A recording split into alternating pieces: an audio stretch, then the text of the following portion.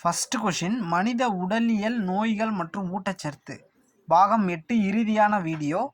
மனித உடலியல் நோய்கள் மற்றும் ஊட்டச்சத்து இதை விட இந்த பாகம் முடியுது. பார்ட் 8ஓட ஃபர்ஸ்ட் கொஷின் பாருங்கள். H1N1 வைரஸ் மூலம் ஏற்படும் நோயின் பெயர் பன்றிக்காய்ச்சல். பன்றிக்காய்ச்சல் நோய் வைரஸ் வகையில் சார்ந்தது H1N1 வைரஸ்.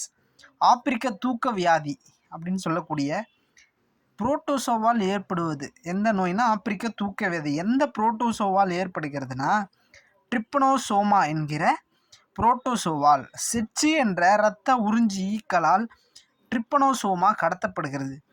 எந்த இரத்த வகை இரத்த உறிஞ்சி ஈக்களால் ட்ரிப்பனோசோமா கடத்தப்படுகிறதா செச்சி செஞ்சு விட்டுரும் நம்மளை ஈக்கள். சரிங்களா, ஞாபகம் வச்சு சும்மா ஒரு ஷார்ட்கட்.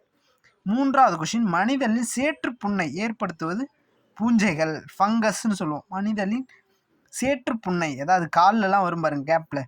மனிதனில் சேற்று புண்ணை ஏற்படுத்துவது பூஞ்சைகள்.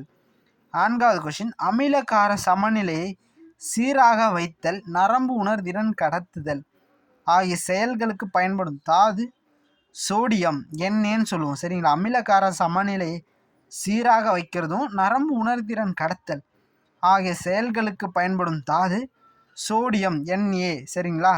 லாஸ்ட் கொஷின் ஐந்தாவது கொஷின் பாருங்க. அதாவது எரிபோப்ளாவினோசிஸ் கீலியாசிஸ் என்பது எதன் குறைபாட்டு நோய்? Vitamin B2. எரிபோப்ளாவினோசிஸ் கீலியாசிஸ்ன்னு சொல்லுவாங்க என்பது எதன் குறைபாட்டு நோய்னா வைட்டமின் B2. சரிங்களா. Thank you friends. இதோட மனித உடலியல் நோய்கள் மற்றும் ஊட்டச்சத்துக்கான வினா விடைகள் முடிஞ்சது. அடுத்த தலைப்பில் அடுத்த பாகம் 1ல் வேறு தலைப்பு ரிலேட்டடாக பார்க்கலாம். Thank you friends. நம்ம சேனல் RRM கிரியேஷன்ஸ் சப்ஸ்கிரைப் பண்ணி ஷேர் பண்ணுங்கள் ஃப்ரெண்ட்ஸ்.